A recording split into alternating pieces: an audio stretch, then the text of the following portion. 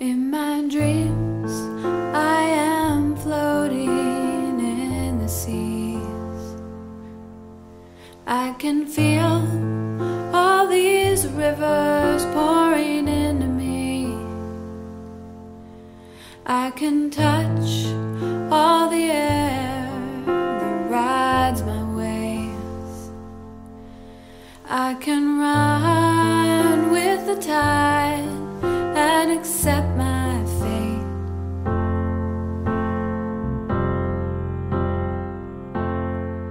But these dreams... Before we go, there are some announcements. First of all, we owe a hearty measure of gratitude to Mistress Bowen for the abundant gift of flowers at last month's remembrance for George Brown. In this time of winter, it is remarkable that we could grace his service with such a vibrant symbol of life. Your gift, madam, is well appreciated, and we all thank you for it. Now, our esteemed town elder, Patrick Runyan, has some news to share with us as well. We ask everyone to welcome Mr. Wilson Wright to the village.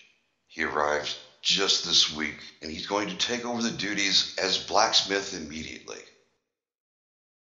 I also remind you that it is important in this season for everyone to remain close to home after dark. If you must move about, be sure to use the well-lit lanes, and do not leave the village.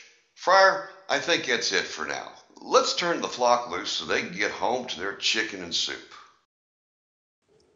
Do you remember what I taught you? I think so. If you think so, then you don't remember. Well then, why don't you just give me a try? Let's just see then. That's not bad. What do you mean, not bad? How about this?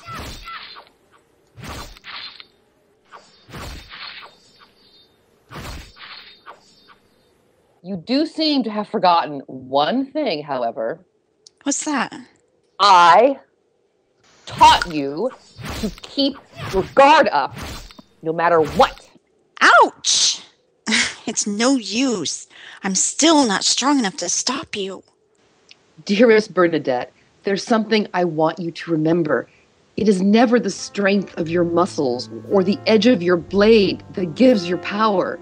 It's something inside you. It's been there all along, and you must simply find it.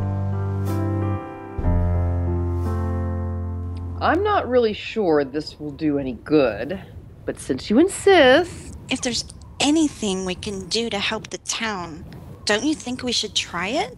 Well, it will be interesting to hear what you think of him.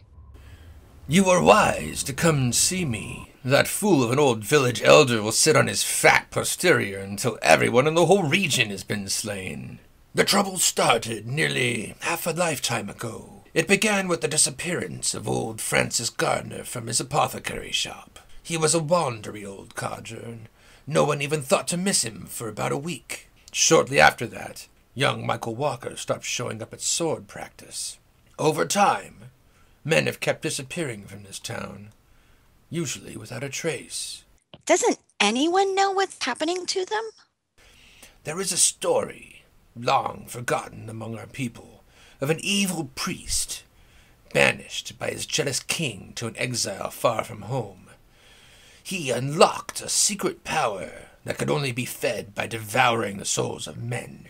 The one who wields it is doomed to feed it until he himself is left an empty husk. Oxen dirt!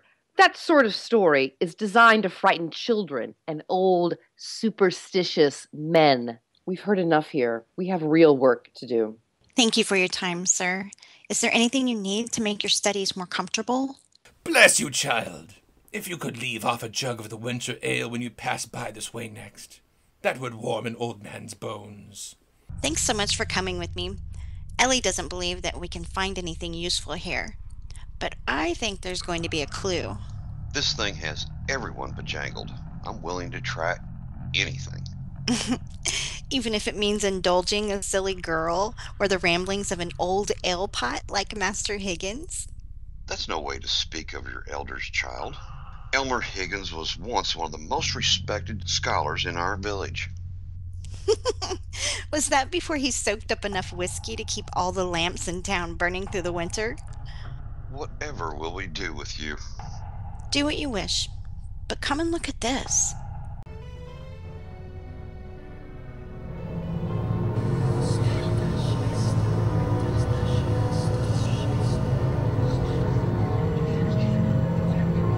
Where's your sword? Don't you think you'll need that? No.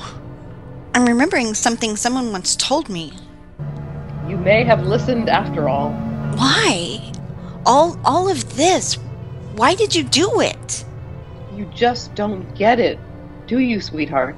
You and I were raised in a realm of lies. The lie that power always comes with a price. The lie that you can only have power if you bargain for it.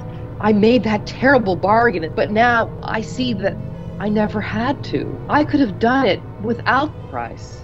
That's what you taught me. Yes, dear. And now you can do with it as you please. I think I'll go home. Yes, you do that.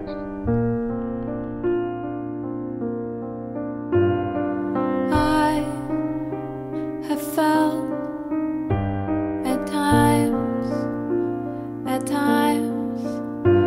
that I am becoming someone else's mind. But now I have come full circle, eye to eye with myself. It's time. Hi everyone, this is Corky Myrtle, one of the producers of Be My Guest. On behalf of the Out of the Sandbox players, I want to invite you to join us for our second season of this great variety show. We'll feature comedy, original music, and short films like the 48-hour movies you've just seen. We're out in a few weeks, so I hope you'll be there to join us.